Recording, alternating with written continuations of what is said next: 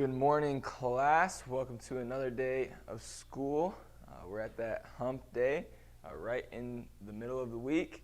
So just got to get over the hump, and then it's easy breezy the rest of the way. Today in Bible, we're going to start off with a word of prayer like we have been. I got to shut this door. Give me 1 second. And then I'll give you guys time to work on your student booklets. And then we will get into the notes. We have some notes today, not much notes tomorrow, just a few lessons we can learn tomorrow. Remember, we do have our booklets due tomorrow, so distant learners, make sure you have those. Turn those in on Friday, or you can send pictures of the pages. So anything that works for you, make sure I can get that grade in. Make sure you're turning in everything, even distant learners. Okay, I know it's a little different system, but make sure you're turning in your homework, everything, because I've been a little graceful, but if I don't have it and I put the grades in and it was due that day, you try to turn in the next day, I don't take it. It's no credit. Distant learners will be a little different, but if you don't turn in that Friday, so if you haven't sent any pictures and you don't turn in on Friday, then you will also receive the same no credit the following week. But for now, for about 10 minutes, we're going to work on that student booklet. Again, that's due tomorrow with our verse as well, which is John 20, verse 31. Make sure you're working and memorizing that and working on your student booklet. You guys should be finishing up there soon. Probably have it. There's no homework today, but you might have to work on it if you don't finish it at home. So now we'll begin for about 10 minutes. Let me know if you guys need anything.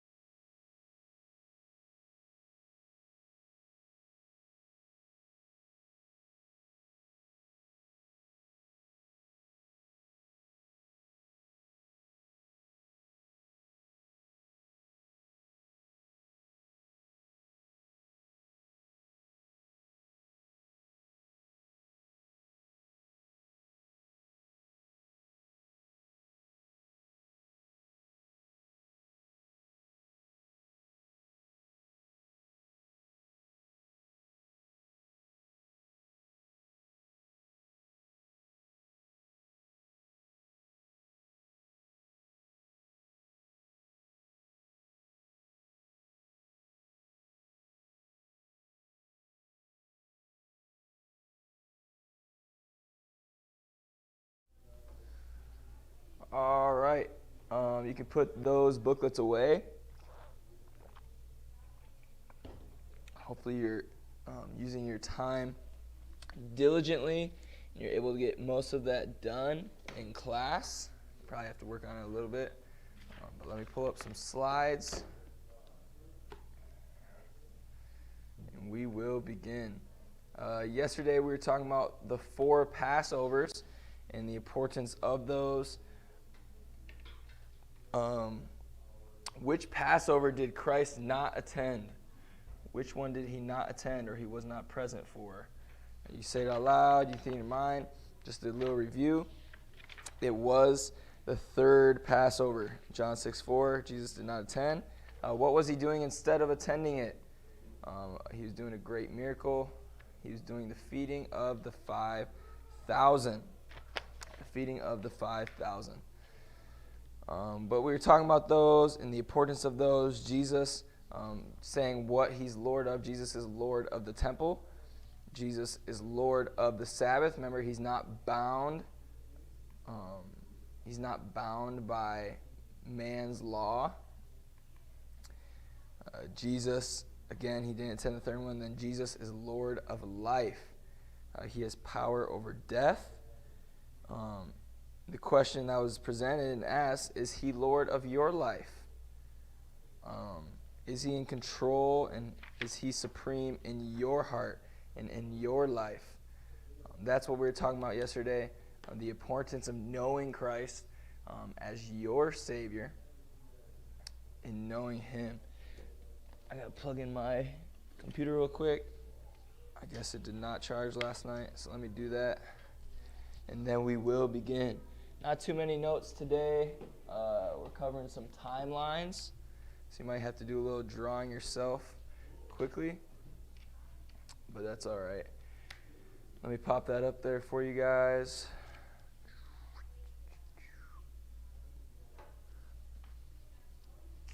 Get myself out of there. There we go. All right. Again, we were talking about the 4 Passovers yesterday. Those are just showing the references and what went with each of them. But today we're talking about the timeline of John's Gospel. Okay, timeline of John's Gospel. In your books, if you want to write it down, in your book on page 276 and 277. Okay, in your appendix of your textbook, you can use an overhead projector and appropriate. Okay, there's timelines there. Okay, for you. In your textbook, page 276 and 277, there is some timelines of the events of the book of John. They should look something like the ones I'm about to show you. You should have those again. They're on page 276, 277. You'll want to look over those, be familiar with them. But we'll go over, if you just want to draw them yourself, we'll go over ourselves. Okay, we have the timeline of John's Gospel. First, we have the dates of Christ's ministry, the first 3 months, okay, the fall of AD 28. The dates of Christ's ministry, the first 3 months. Okay, we have first 3 months of his ministry. Jesus' ministry stretched into 5 years, okay, so only 5 years of his life here on earth was when he was ministering, doing miracles, performing, obeying God. Although his ministry was only 3.5 years long, John recorded certain events beginning in the fall of AD 28. We can divide Jesus' years, Jesus' years of ministry as follows. Okay, we have the first 3 months. Okay, that's the first thing you don't want to write down. So if you want to write your own chart from 21 to 33 AD, write out a quick chart, or you can look in the back of the book. It should be there. If not, I'm sorry. But the first one is the first 3 months. So AD 28, you can make a dash or something, and then a note. The first 3 months is of Christ's ministry. The next part, okay, that's in the timeline of John's Gospel where he's writing. So the first part of John is talking about the first 3 months.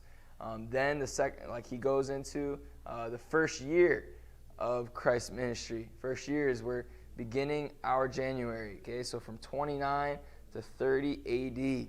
John covers the first 3 months of his Christ ministry. Then he covers the first year of Christ's ministry and what he did and what pertained into that. Then thirdly, he talks about in the book of John the second year. Okay, he breaks it up into these sections.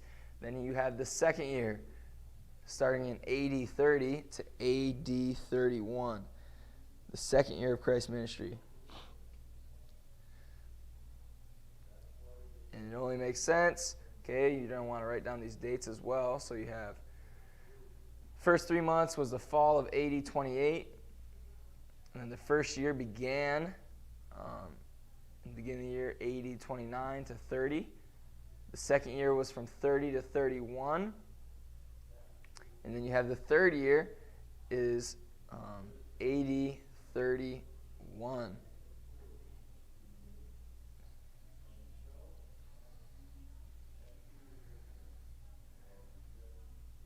AD 31. The highlight on that might be wrong, but AD 31. Write down that date. You don't want to know. And then John, obviously, in a lot of the Gospels, but John talks about the last part of Christ's ministry. He talks about the dates of Christ's ministry pertaining to the last months, which is like, it would be in our time, January to like March or April, okay, which were a few months leading up to Easter. Remember, Easter is in that time, so from around January to that March, April, Easter time, okay, in AD 32. This is where John ends his gospel, the timeline.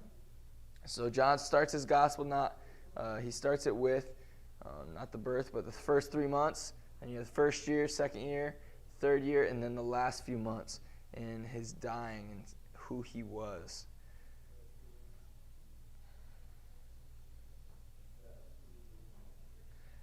Okay, and again, like I said, it's on page 276 and 277. It's going to look something like that. I know that might be a little small for you to see, but it's going to look something like that. Again, that's in your book, page 276. This talks about all of the events. You have the birth of Jesus. You have Jesus is baptized, and all these different events and when they happen, from when he was born all the way to his death and his burial and resurrection, and then all the way to the point of when he ascended back up into heaven. Okay, you don't want to be somewhat familiar with that timeline. We're not going to go over all of it together, but that you don't want to be familiar with that timeline probably for the quiz. Okay, so you might want to mark that down. Again, it's in your books, so you don't have to write all of them down, but write that page down. It's in your book.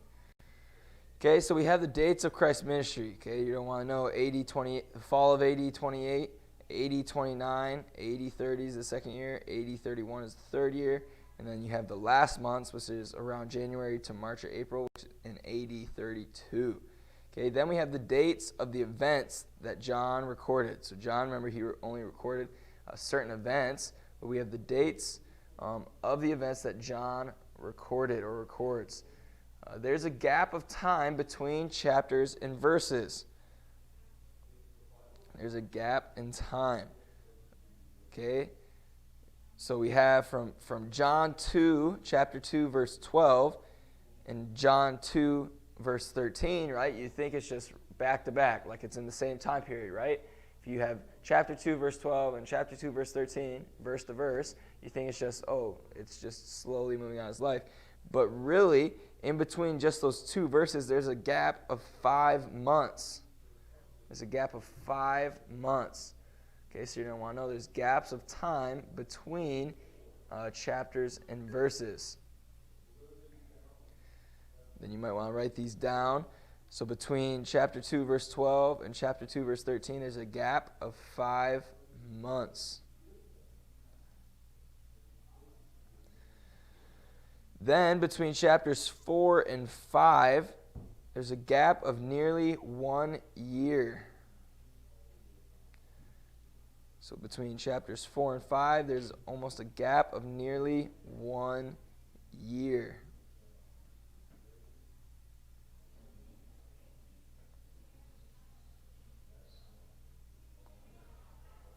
And then moving along again, this is just more like factual stuff.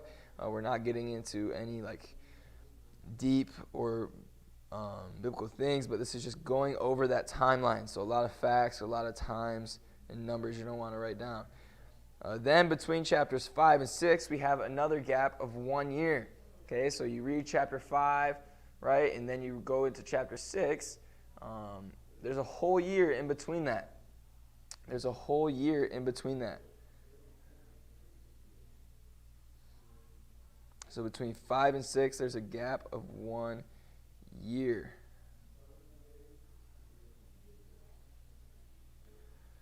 And this is what it says at the end of chapter 5. So maybe we can see or not see. So we have Jesus is talking in chapter 5, and he's talking. He says, or he quotes this.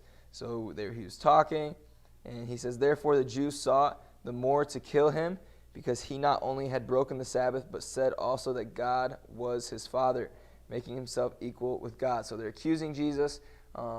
This is when he healed the man on the Sabbath. Remember we talked about that? The lame man that couldn't walk.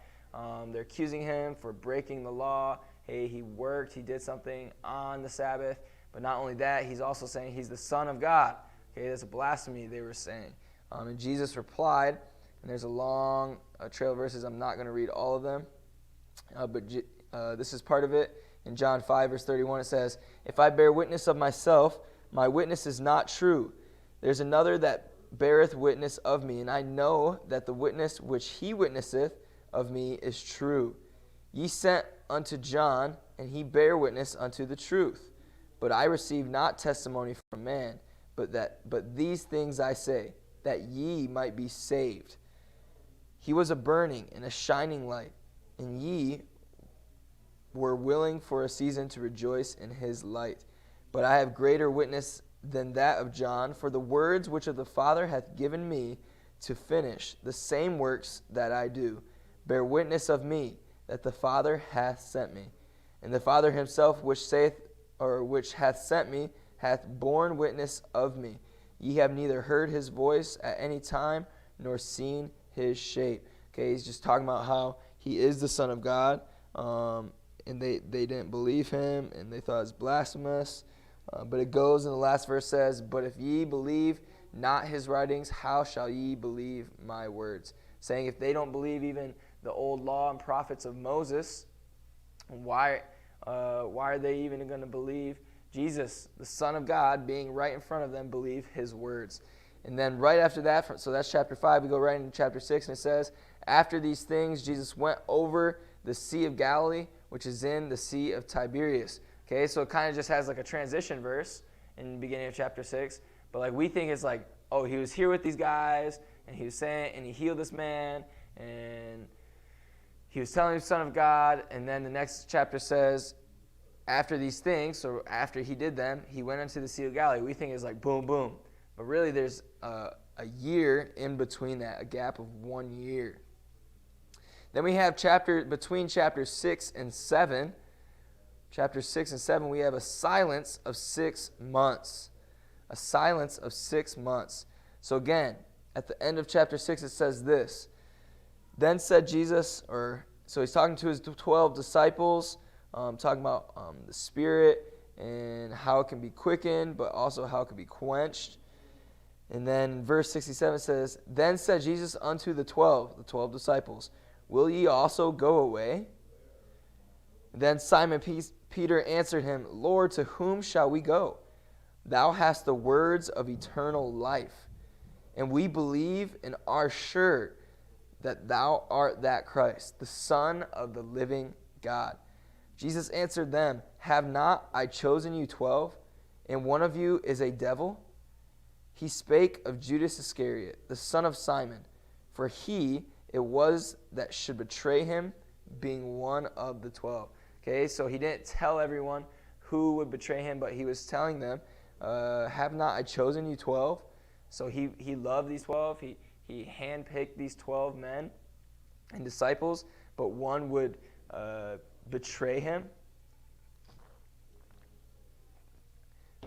And he was mentioning Judas Iscariot. So from chapter 6, going to the beginning of chapter 7, it says, After these things Jesus walked in Galilee, for he would not walk in Jewry because the Jews sought to kill him. Okay, so he didn't go to Jewry because they were seeking to kill him. So he walked in Galilee. Okay, again, it has like that transition. We think it was just like with his disciples talking, then he went and took a stroll in Galilee. Okay, in between chapter 6 and 7, there's about a silence of 6 months. Okay, so Jesus is maybe in hiding because they're searching, trying to kill him, but there's a silence of 6 months.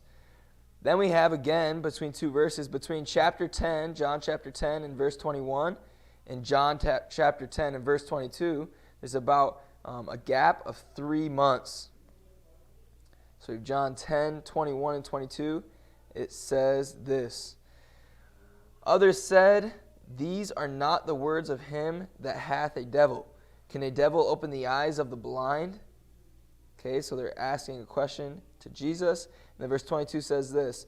And it was at Jerusalem the feast of the dedication, and it was winter.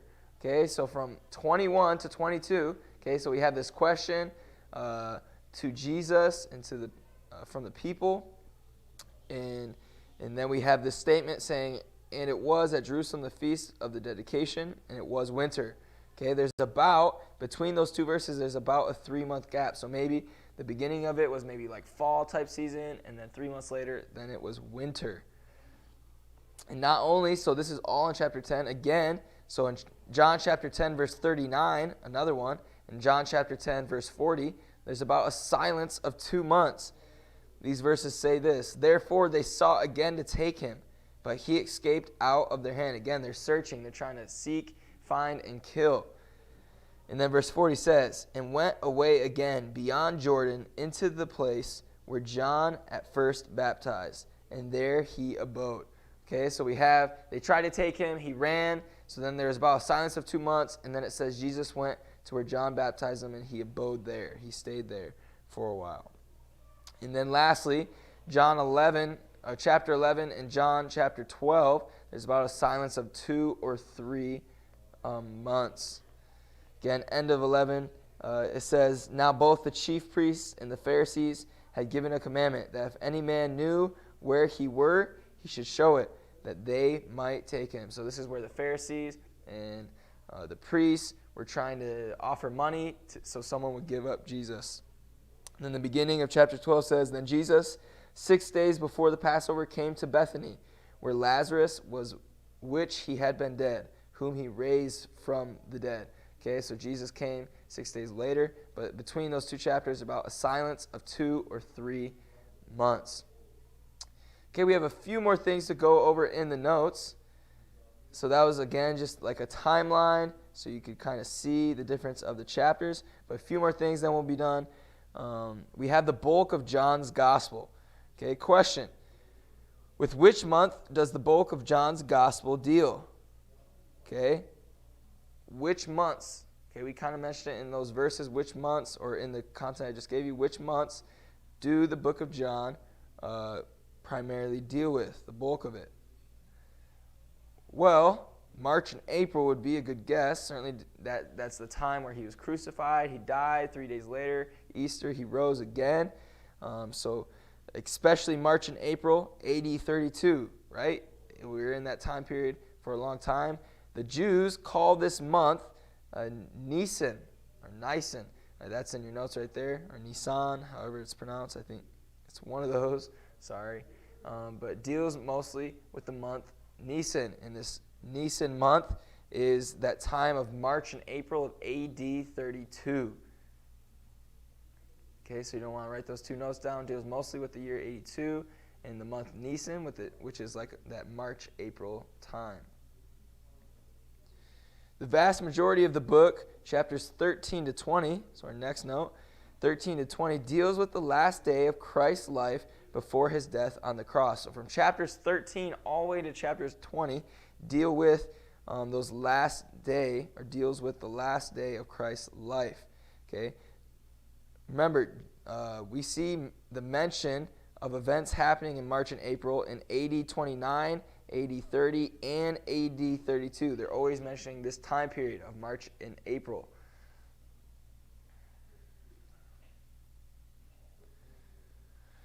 So last question of the day, and then we will be done. You can work on your booklet or study for our government quiz next hour. But why was John preoccupied with every Nisan, okay, remember that's that March-April time period, in Christ's ministry? Okay, maybe the reason is that John builds his book around the Passover feast. Okay, remember we mentioned those 4 Passovers. The feast occurred on Nisan 14 during March and April period, and it was the day on which Jesus would be crucified in AD 32. Okay, so again, maybe John referenced it to a lot to it because that was the time that we see Christ will be crucified.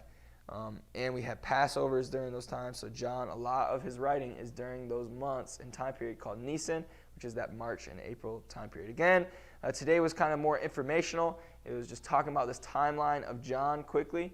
Tomorrow we'll have some lessons we can learn from this week's lesson. We'll have our verse quiz again, John 20:31. And then we'll have your booklet will be due. And then Friday, and then after everything, we'll review for the quiz on Friday. No homework. It's Wednesday today. Unless you need to work on your booklet, then that theoretically isn't homework, but you do have to get that done by tomorrow. You guys can work on that for a little bit or study for next class. Hope you guys have a wonderful day.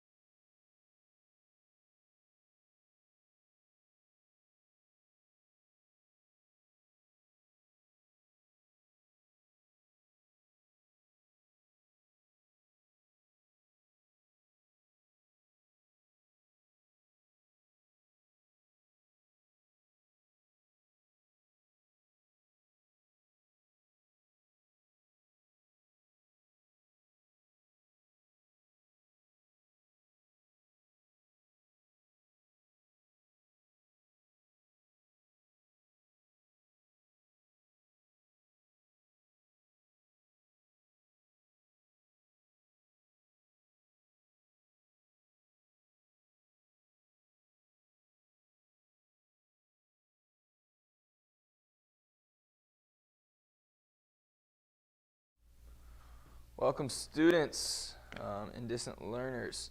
Seems like we have almost everyone, but not quite everyone. Just ahead. Hello, hello, hello. Can you hear me? Can you hear me? I think it's working, but it might be kind of quiet. It doesn't look like it's the volume super high. Hello, hello, hello. All right, I think that's as good as it's going to get. It doesn't look amazing, though. I'm sorry. I apologize. Hopefully you guys can hear me. But just a heads up, we do have our quiz today. I just went over it in the classroom. We do have that quiz for today. So we'll do that. We don't have a long lesson today, but we do have some notes to get through. Allows us to catch up a little bit. But we have a quiz, and then we'll have some classwork. We'll have a little bit of classwork to do, so that will be graded classwork, have to be turned in by the end of class. So again, we're not doing that much notes-wise. It'll be primarily just the quiz and then working on that classwork. So distant learners, make sure you do that classwork for Wednesday.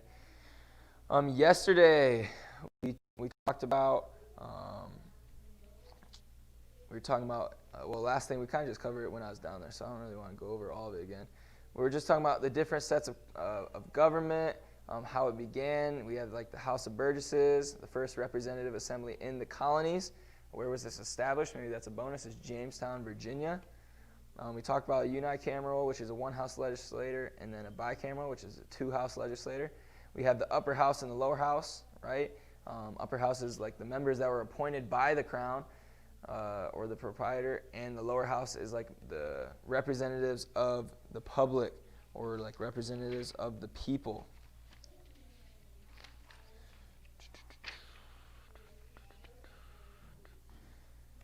I believe we did get all the way, we got to town government, the main unit of local government in New England. We talked about the town meeting. Sorry, I'm a little close. Town meeting where the local citizens assembled periodically, became the chief lawmaking body of their town.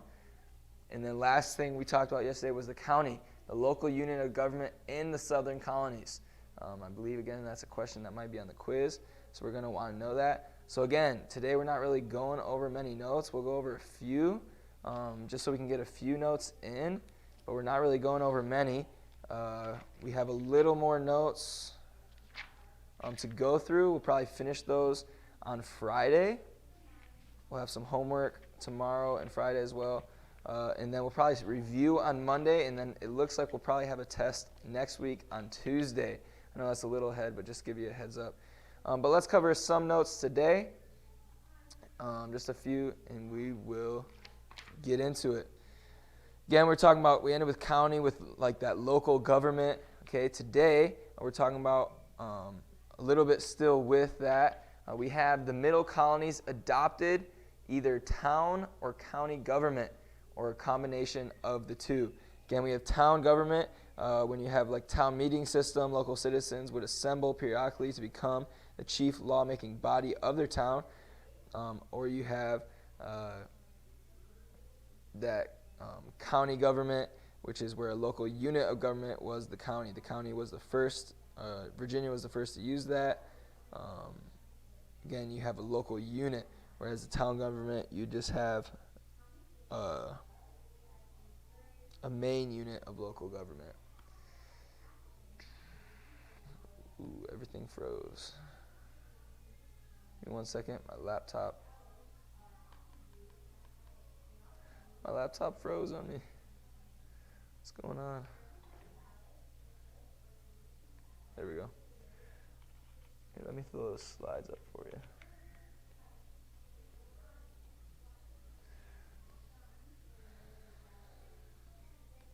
There we go. All right, by the 1700s, so again, we talk about middle colonies. By the 1700s, English colonists to America had their own traditions and common experiences that were exclusively American. Okay, so they were growing out of that English rule in their type of government, and we're seeing signs of our own government. These common mores or these common mores, gave the colonists a sense of unity that was strengthened by spiritual revival in the early 1700s. That might be a typo. I apologize. Sorry, Esther. No bonus. It might be morals, or it might be Morris. I'm not sure. These common mores gave, I think it's morals, gave the colonists a sense of unity that was strengthened by spiritual revival in the early 1700s. Okay, so we have this spiritual revival of the 1700s. Okay, so we're stepping towards unity. They're starting to believe on the same thing. So we have all these colonies and people coming together as one in our new nation, America. And we have this spiritual revival called the Great Awakening. The Great Awakening. The Great Awakening is the spiritual revival which swept the American colonies between 1730 and 1760. With this, again, this is where one movement which had a great effect on the unity. This is the Great Awakening. By the 18th century, so soon after, 40 years after, by the 18th century, many established churches in the colonies had grown cold and formal and had ceased to preach the gospel. Many church members and even ministers practiced an outward form of Christianity without ever experiencing salvation or anything with religion through faith in Jesus Christ. But not all colonial ministers had fallen into this hypocrisy. Some had remained faithful to God's word.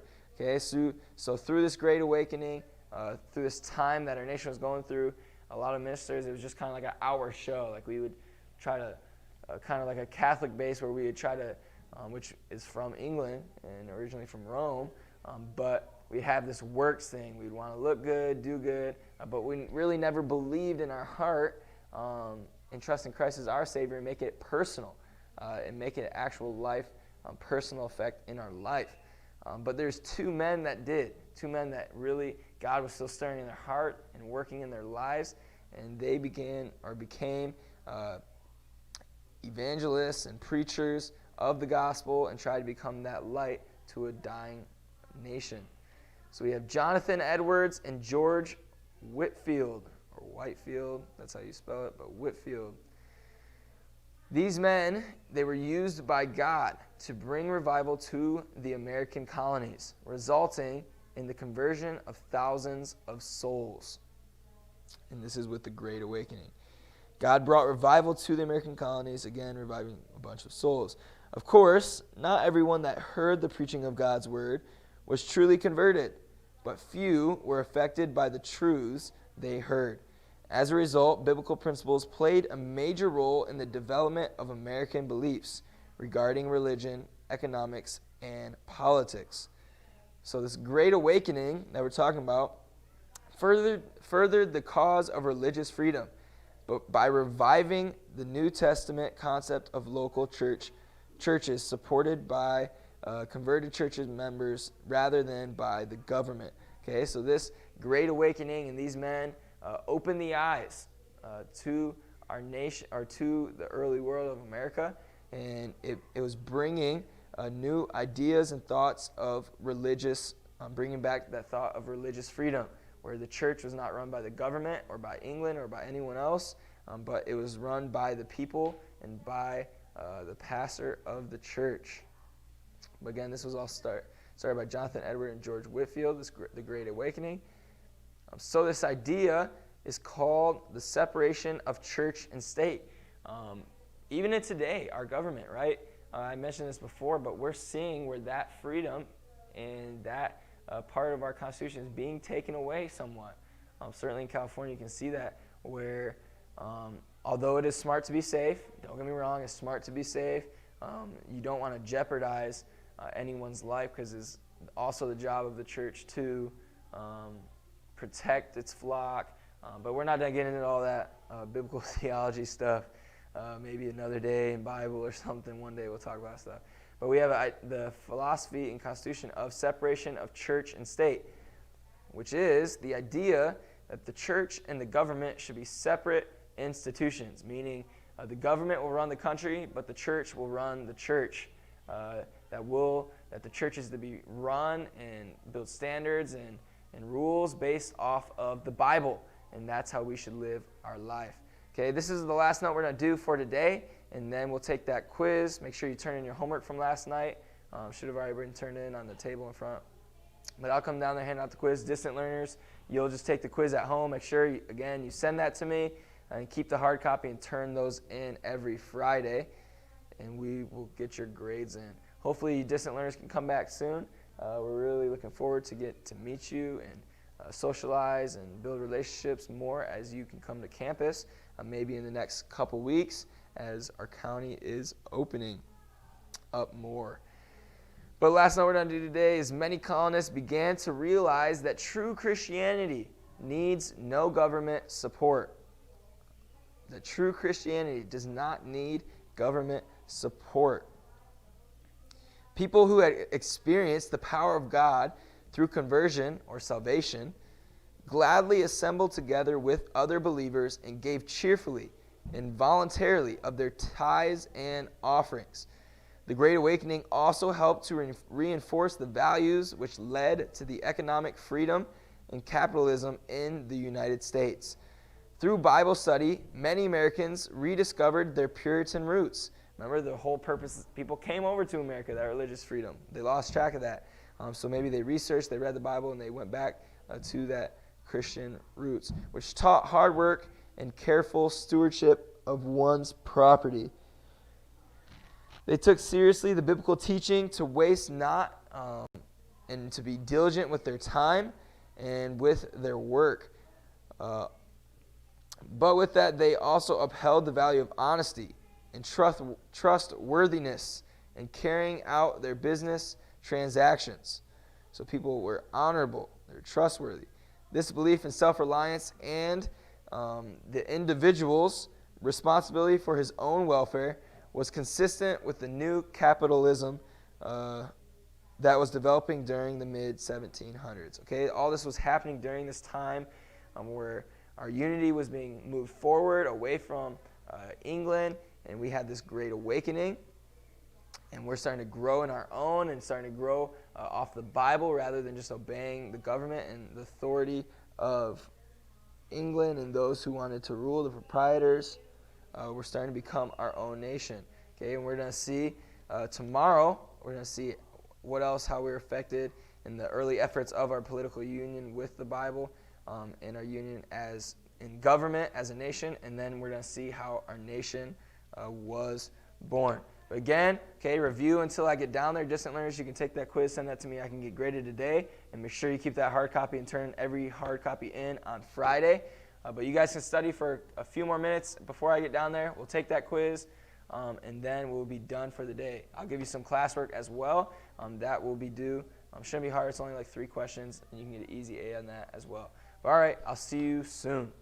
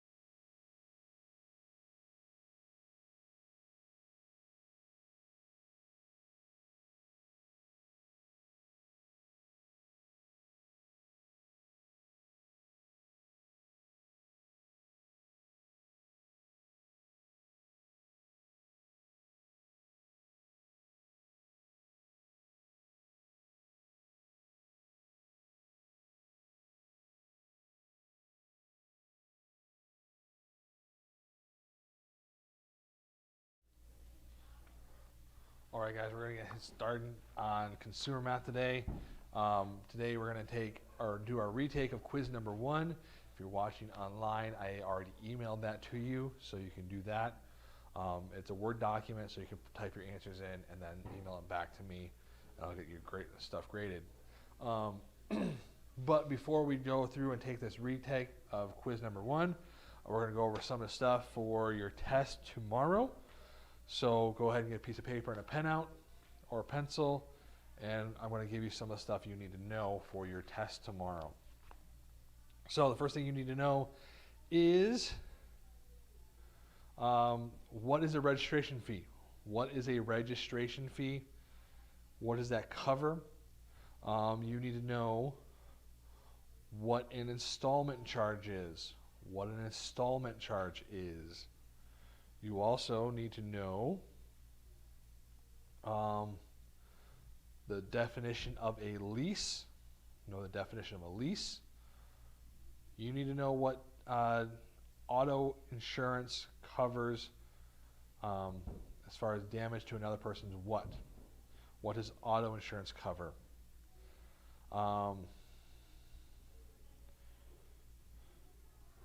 You need to know what a warranty is. Know what a warranty is.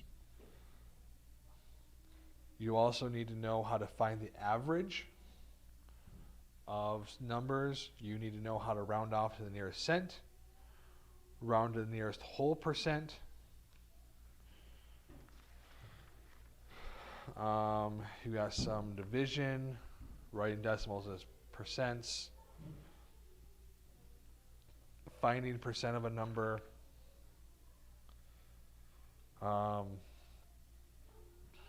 You need to know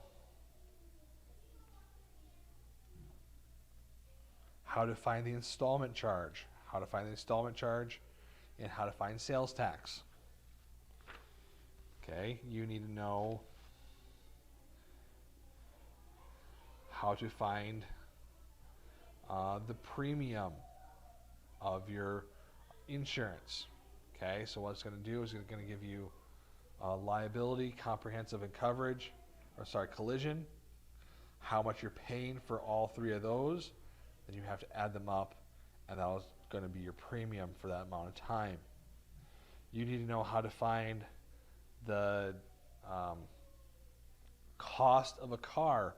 They're going to give you the amount of down payment, they're going to give you the monthly payments, the number of payments, and you need to give the total cost of that vehicle. You need to know how to find annual average depreciation. Annual average depreciation. You need to know how to find cost per mile. It's going to give you the amount, the cost. It's going to give you the mileage, and you need to find the cost per mile. You need to know how to find the total number of payments. Total number of payments, or the cost for the total number of payments, the cost. So it's going to give you the amount of payments. It's going to give you the number of payments. It's going to give you the amount you need to pay every month, and then you need to give the total cost of that. And then we have some different story problems here. It's not a hard test. If you have been struggling on any of the homework or anything like that, I'll be down in the classroom here in just a minute. If you're struggling online, you can shoot me an email and we can set up a time and I can talk with you guys about that. So I'll be down just in a minute here, and I have your quiz 2 already graded, so I can pass that out to you guys.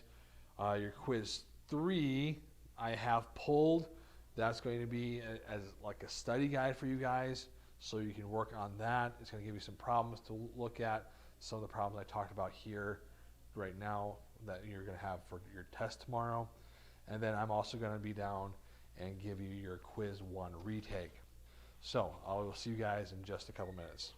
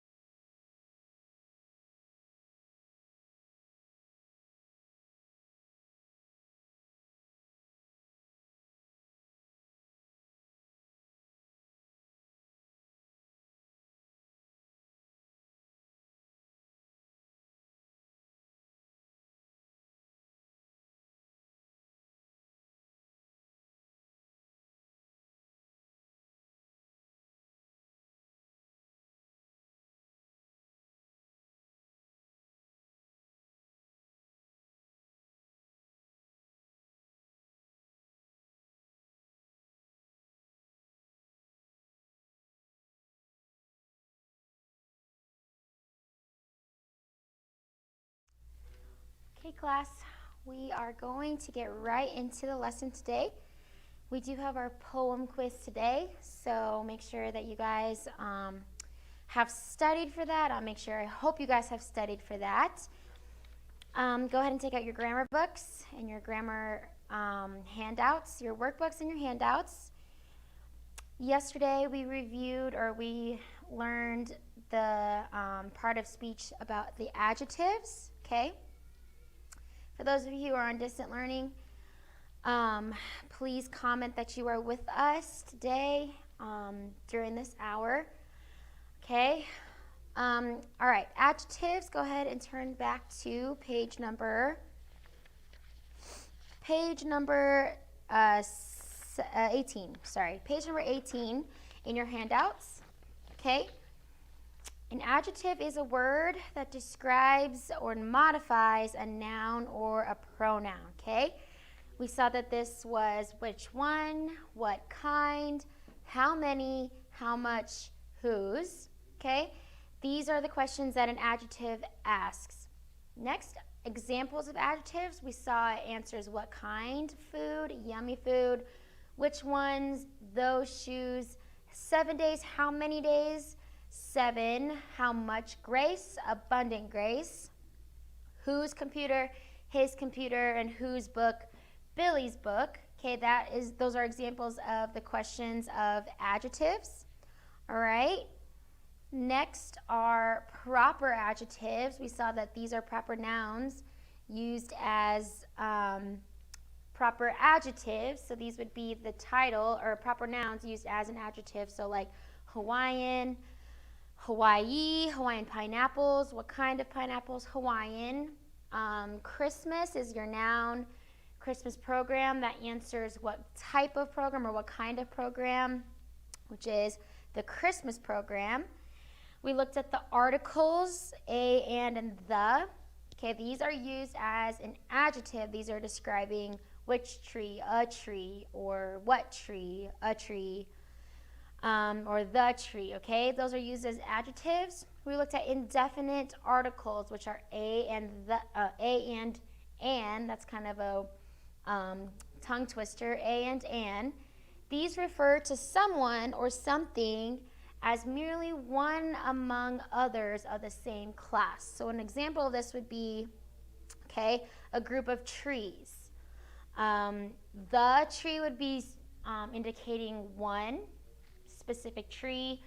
A tree would be indicating, just a general tree in that vicinity, in that grove of trees. Look at your examples, a time, an eternity, an hour, okay? So you would use a before words beginning with a consonant sound. So a time, a clock, a chair, just to name some things around the room, a sign, okay? So then you would use the word an before beginning with a vowel sound, which is an eternity. See how the letter E is in that word, an. But look at an hour, okay?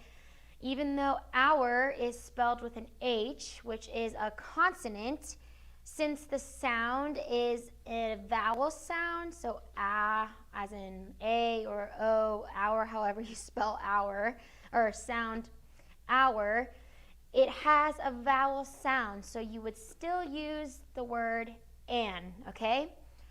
The definite article the refers to specifically to someone or something as distinguished from others of the same class. So what we just said, the tree in my yard is old, okay? That's referring to a specific tree. If you say a tree in my yard is old, you can say some tree in your yard is old because it's not referring to a specific tree, okay? Participles and infinitives, we saw that these can be used as adjectives as well. Participle, which is a verb form used as an adjective. Look at your example, cheering. That answers what kind of section or which section. It's a cheering section. Cheering is a verb form. Okay, cheer is your verb. Cheering is a verb form that is used to describe section. Infinitives, which is always to plus a verb.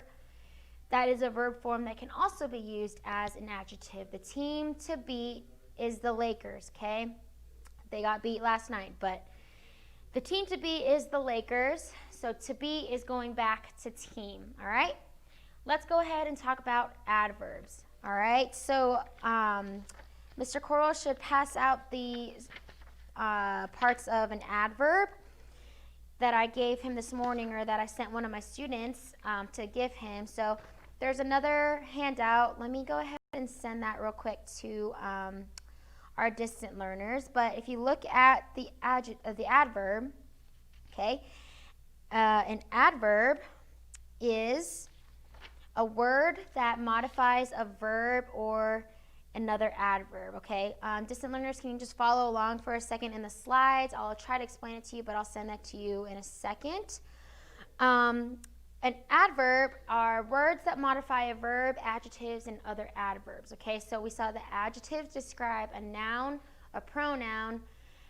Adverbs describe verbs, adjectives, or other adverbs, okay? Look on your page, page 20, 3.50.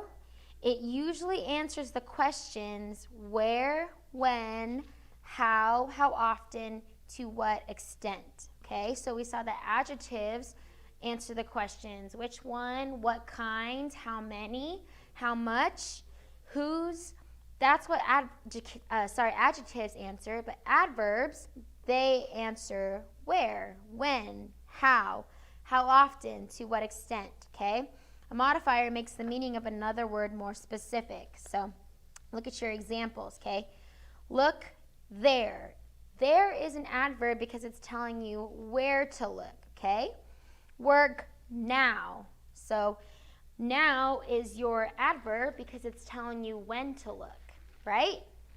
Spoke softly, okay? Softly is your adverb because it's telling you how to speak, okay? It's telling you to speak softly. Next, seldom sings, okay? Seldom is your adverb because seldom is telling us how often to sing, okay? Last one, partially completed. Partially is your adverb because it's telling you to what extent is your homework completed or something completed. That would be partially, okay? Actually, I think I sent it out already. Christian and Christian, yes, I did. The rest of the adverb section, Christian, I sent that to you. And then Christian Cormel, I think I sent that to your mom through my schoolwork. So if you don't have that, sorry, but we'll get that to you, or she'll get that to you whenever she can if she hasn't already, okay? Continuing on with our adverbs, okay, 3.51, the word not, or its contraction nt, is frequently used as an adverb, okay? Not is a frequently used adverb, okay? Like can't, like cannot, things like that. Not and its contraction are frequently used as an adverb. Adverbs modify verbs most of the time. For this rule, obviously we are talking about verbs. That's what they modify, but you have to watch, like remember what we said in 3.49, the part of speech of any word is determined by its function within a sentence, okay? So it can't modify the verb, like don't just look for the verb that it's modifying, look for other adverbs that they're modifying as well, or other adjectives that they are modifying. But yes, they do modify verbs, but just make sure you're looking if they're modifying adverbs and adjectives as well, okay? Look at your example. An adverb that modifies a verb may be before or after the verb it modifies, and in the middle of a verb phrase that it modifies. It may be at the beginning of a sentence or nowhere near the verb that it modifies or the word that it modifies, okay? Look at that, your example. Granddad often takes a brisk walk after meals. Often is going to your verb takes. Often is answering how often, obviously, often. How often does he take a walk? Often, okay? The water drips slowly from the faucet. How did it drip? Or not how often did it drip, or to what extent did it drip? It dripped slowly, okay? that slowly is going to the word dripped. Dripped is your verb, so therefore slowly is an adverb. John will not. Not, we said, are frequently used as an adverb. So not is going to your verb phrase will not. Okay? 3.53, adverbs also modify adjectives. We just said that. Especially good pickles. Especially is not going to pickles. Grandmother makes especially good pickles, okay? Especially, I just laughed because Nick's grandma actually makes pickles. But grandmother is your subject. Makes is your action verb. What does she make? Pickles. And then she makes good pickles, but especially, it doesn't say she makes especially pickles. She especially makes good pickles. So especially is going to good, okay? Especially is your adverb modifying good. 3.54, adverbs occasionally modify other adverbs, okay? So like I said, look out for when it modifies other adverbs. Look at your example. Nick approached the beehive somewhat cautiously, okay? Cautiously is describing your verb, approach, okay, because it's telling you how he approached. He approached cautiously. But look at somewhat. Somewhat is going cautiously because it's describing to what extent is he cautiously approaching, okay? So somewhat is going to cautiously. Cautiously is going to approach, all right? Just like infinitives can be used as adjectives, infinitives can also be used as adverbs. Remember, to identify infinitives, you look for the word to plus a verb. So to be, to wear, to shoot, to drive, okay? So to plus a verb, which is an infinitive phrase or your infinitive. So look at your example. He does not practice enough to be a great player, okay? To be is going back to enough. That's modifying enough. The next example, she ran outside to greet her father. Okay, she ran where? Outside. Okay, that is an adverb, but why or how did she run or why did she run outside? To greet is going to ran, okay? That is used to describe or modify ran. 3.56, some nouns may be used as adverbs. She is arriving when? Saturday. Saturday is describing is arriving, okay? I am going home. Home is describing am going because you can't physically, like action, it's not, even though it's a noun, it's not a direct object or a PN, it's not renaming the subject, it's not the receiver of the action, so therefore that is used as an adverb, okay? Am going is has your helper verb, there's no receiver on that, so home is going back to am going, okay? The last one on adverbs, page 22, or that was the last one on adverbs, okay? Page 22 is talking about prepositions, which we will get into right now. So go ahead and follow along with me what a preposition is. A preposition is a word that shows a noun or how a noun or a pronoun is related to some other word in the sentence, okay? So we've been talking about verbs and what kind they are. So like action verbs have a direct object. Linking verbs have a predicate nominative or a predicate adjective, okay? Some of our linking verbs or our the verbs that we were talking about, intransitive or transitive, some of them don't have receivers or you can't really, it doesn't really complete the sentence, okay? Here's what I mean, all right? Look at your example. Charles sat, okay? So Charles is your subject, sat is your action verb, but look at the end of the sentence. There is no direct object, okay? So it's answering where he sat. So that prepositional phrase is used as an adverb, but we're not looking at that right now. On the barrel is telling us where Charles sat. It's showing how a noun or a pronoun is related to some other word in the sentence. So Charles on the barrel is indicating how Charles and sat are related, and it's telling us where he sat on the barrel, okay? Charles lay beside the barrel. Beside is also your preposition. Beside the barrel is your prepositional phrase. Beside is telling us where he sat, obviously. It's kind of indicating where he is, okay? Same thing. Charles climbed the tree into the barrel, or climbed the tree. Sorry, Charles climbed into the barrel. Charles crawled through the barrel. He jumped over the barrel. It's telling us how the verb is related to the subject, okay?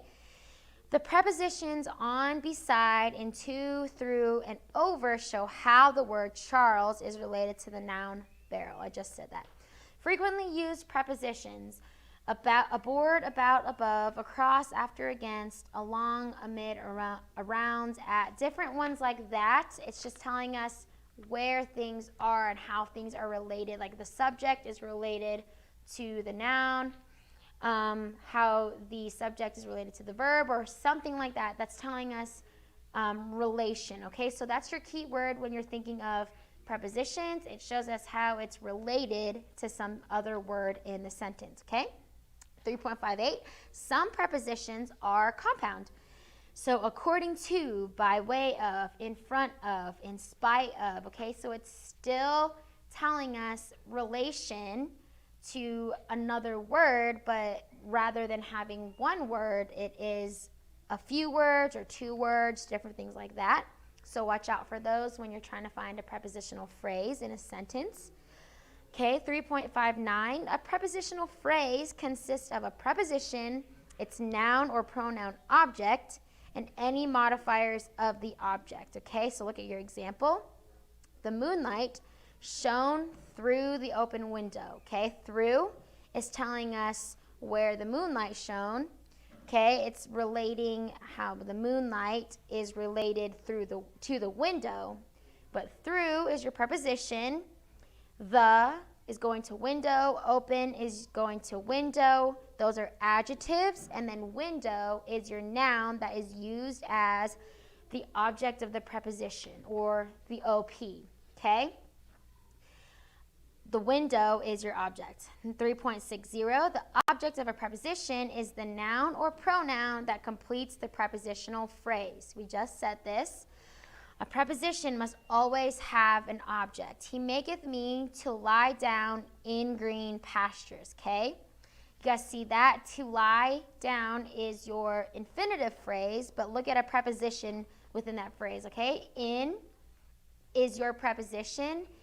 Pastures would be your object of the preposition. That's the whole phrase. In green pastures. Green is your adjective describing pastures. 3.61, a preposition may have a compound object. What is there between light and darkness? Okay, between is your preposition.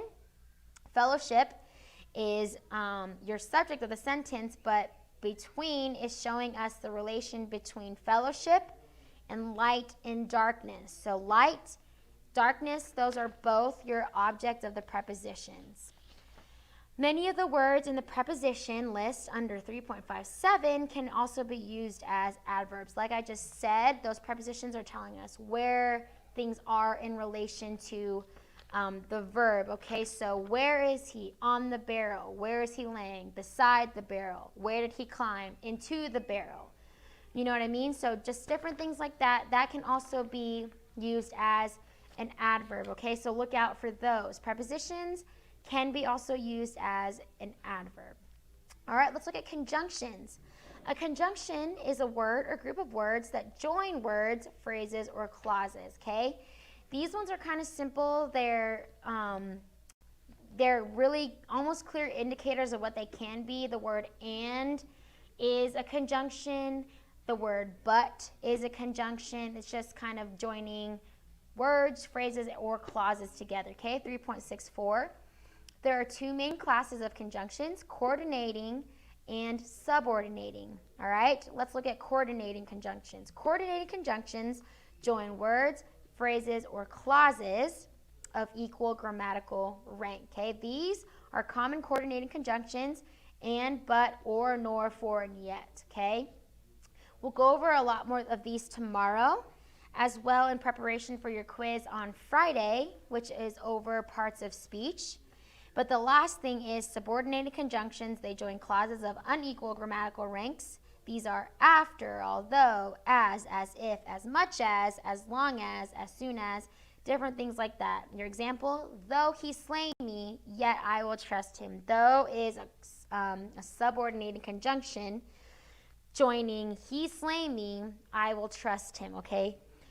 We'll explain that a little bit more tomorrow. That's just kind of an intro to conjunctions and your parts of speech. All right, so your parts of speech quiz is this Friday. Quiz number 2, so make sure you study the differences between nouns, adjectives, adverbs, prepositions, conjunctions, pronouns, and then how to find them and which questions they ask, because that will help you with your quiz, okay? Go ahead and take out your literature. We're going to go through that really quickly. We just have a few more minutes together before I have to walk over there and give you your quiz, your poem quiz. Your literature, okay? We have been learning about the Canterbury Tales. So yesterday we talked about how the Canterbury Tales are basically the story of these pilgrims who are making this trip to pay tribute to this archbishop, this dead Archbishop of Canterbury that everyone thinks was super high and powerful and things like that. So these random people would make a pilgrimage to visit the shrine of Thomas Becket. I'm trying to find my presenter view, I'm sorry. Okay, of Thomas Becket. Okay, he was the Archbishop of Canterbury who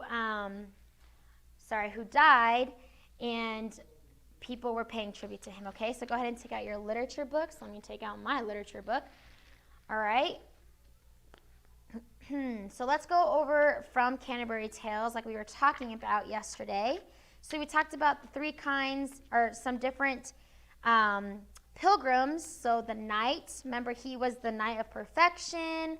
The squire, he was the young version of the knight. The yeoman, he was a serving man. He's someone who was a servant in the noble house. And then he was a gifted man. He knew the ways of woodcraft. He had, swords and different, weapons on him. So that's what that was talking about. The nun, we saw that she was a graceful lady. She had a tender heart. She would cry when a mouse was caught in a trap. She would feed her dogs milk and roast beef and sweetened bread, different things like that. That's the kind of person she was. She was an amiable and gentle dame. We saw that in the nun. All right, let's talk about the Oxford Scholar, okay? He was a clerk. Okay, he was also known as a clerk. These guys, they were poor. An Oxford Scholar. He looked hollow to his bones and threadbare too. If you guys look on that page, 32. We're talking about the Oxford Scholar. He was hollow to his bones and threadbare, so that means he was poor. He rode with us on a nag lean as a rake. The youth pastor was poor, or the youth was poor and starved for learning's sake. He'd rather spend his gold on books than food. He was the scholar. He was poor. He would rather read books than eat. Okay, so that's basically who he was. If you guys look at line number 9, he seldom spoke, but what he said was clear when he did speak. So I don't know if you know people like that. They are very quiet, but whenever they do speak, people like to listen to them because they rarely speak. All right, the parson, he was part of the church. Okay, he was a scholar, learned, wise, true, rich in holiness, gentle. He put others in front of himself. It talks about how he would visit people on the farms of his church, the members of his congregation. He would visit them even if they lived miles and miles away. It says, you could not find a minister more pure. He was a Christian both in deed and thought. He lived himself the golden rule he taught. Okay, so the golden rule, do unto others as you would have them do unto you. The parson was the man of the church who actually was a true, honest man. Okay, so but let's look at the pardoner. He was also a part of the church. Okay, he was a part of the church. He was the one who actually sold indulgences All right, let's look at the screen. Okay, this is kind of like the partner. He's the one who sells indulgences. If you don't know what indulgences are, these are what men sold, or the Roman Catholic Church sold, so that people can repent of their sins. And people bought these because they thought that that's how God would forgive them. And us as Christians, we know that that's not the true way of salvation. And we know that Jesus Christ already took away our sins. But this partner, since he was the one who received the money and everything, he was always like, the love of money is the root of all evil. However, the partner was someone in the church who was kind of, he was very sneaky and different things like that. He was very, like, no one liked him. You couldn't trust him. So the whole work of the church part of this work, the whole meaning of, the scholar, the parson, the nun, Chaucer is telling the good aspects of the church, which are the nun. She was very nice, amiable, gentle. The parson, the pastor, he put his needs underneath the others. He put others in front of himself, and he was a true Christian. But the partner was a part of the church that was kind of corrupt and different things like that, okay? Let's look at the partner's tale. Quickly, the partner's tale is, there's a motivation behind this, okay? And it was wealth. Like we said, the partner was someone who sold indulgences, and and he would sometimes be sneaky, charge people more than they actually really were, different things like that. And so he did it for personal gain. That was who the partner was. In the partner's tale, it's kind of ironic because this partner is telling a story, all right? This is the summary of the story. Hopefully you guys read this.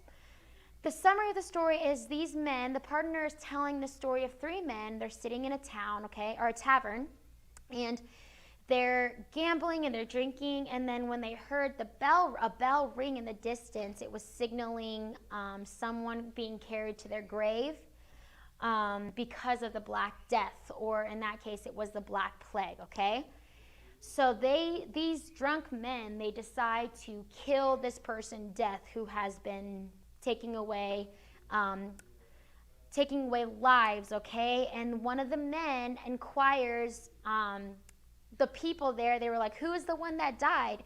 And the man learned that it was one of his old friends who died. So these three guys sitting in a tavern, drunk and gambling, they decide to hunt down Death, okay? They're like, we're going to find Death and we're going to kill him, okay? Because he's taking away our friends. He's taking away so many people, okay? So as they hunt for Death, they meet a man who claims he had left Death in a nearby grove of trees.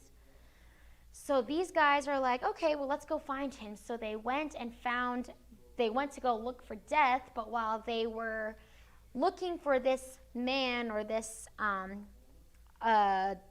allegorical person of Death, okay, they find what? What do they find? They found a huge pile of gold.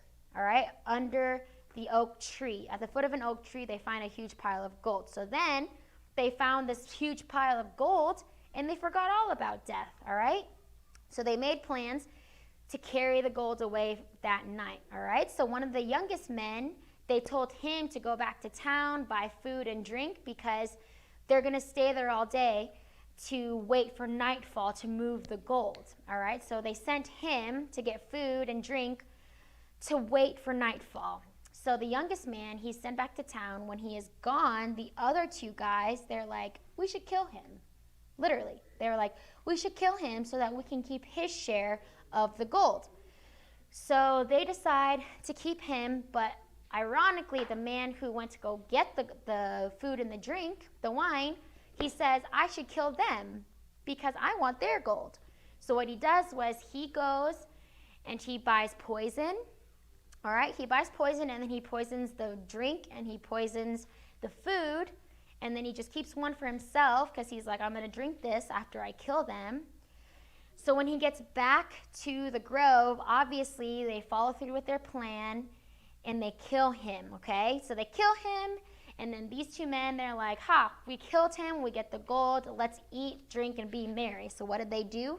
They ate the poisoned food and they drank the poisoned wine, and they all ended up dead anyway. So that's the irony of this story. And just all three men, they ended up finding death anyway, just as the old men said, and they wanted to find him. So the irony of that is the partner was telling an exemplum. Okay, so we saw an exemplum. It's a short take or an anecdote. If you guys looked at the beginning of Canterbury Tales, we saw what an exemplum was. Okay, it was a short take or an anecdote told to teach a lesson. So the lesson of this partner's tale was the love of money is the root of all evil. And that's the irony of it, because the partner's the one that stole all the money from people and he cheated them, but he was telling this tale saying, don't love money because it'll distract you or whatever. It's the root of all evil, okay? So go ahead and put those away. Take out your poems and study them. Christian and Christian, I think I sent them to you. I'm pretty sure I did. If not, please let me know, and then I can just forward you the quiz. But for those of you in class, please take out your vocab books, study your poem while I walk over there, and then as soon as we get over there, we will take our quiz.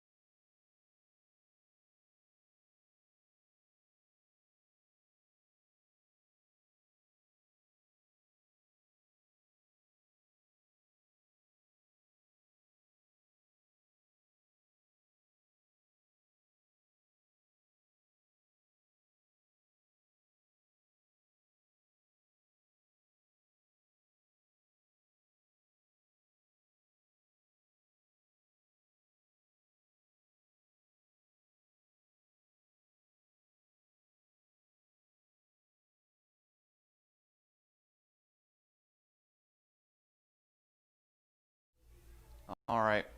Welcome to Algebra 2. We're going to get started today. All we're doing today is we're going to be working on our review on pages 38 through 40. That review is on pages 38 through 40. That will be due on Friday, not tomorrow. It's due on Friday. So today and tomorrow, both these days, you guys have class time to work on that. That is review of polynomial arithmetic and factoring found on pages 38 through 40. Now, the way I do review assignments in my classes is the green problems will be assigned. The non-green problems are bonus points. Okay, so what that means for you is you can go through and do all the green problems first, make sure that it's done, and then you can go through and do the non-green problems and help bring up your grade. Now, one quick thing I want to mention is that you want to make sure you get the ones that are assigned done first. And the reason for that is because the ones that are assigned are going to be worth however many points they would be because of how many out of 100, okay? And I will figure that out when I go to grade. So it might be 2, 3, 4 points each. I don't remember exactly how many there are in there, so I'd have to look at that. But the bonus points are only ever worth 1 point apiece. That's it. So they don't take the place of the assigned ones when you get them right and assign one wrong. It takes however many that is to make up the difference in points. So if there's 20 problems that are non-green, you have a maximum of 20 points bonus. Okay, so just kind of mentioning that there. Again, I don't remember the exact numbers, but that's how that works. So green problems are assigned, the non-greens are bonus, 1 point apiece. Make sure you get the assigned ones done first. Quick note, technically tonight there is no homework. Tomorrow night is a homework night, and so that's why it's due on Friday. But I'm giving you guys today and tomorrow in class to work on this assignment. I highly recommend you make sure you get through at least half of it today because this one's a bit longer. Okay, so you need to make sure that you're getting quite a bit done, and then so that way tomorrow isn't so bad. But please don't try to do the whole thing today. Please don't try to do the whole thing tomorrow. You need to space it out a little bit because it is quite a bit of a longer assignment than what I would normally give. That's why you guys have 2 days, okay, because it's going to take that long. All right, so if you guys have any questions, feel free to ask via email or texting, or if you're here in the Distance Learning Center, you can just ask me here in a couple minutes. But beyond that, you guys have a great day, and I'll see you guys later.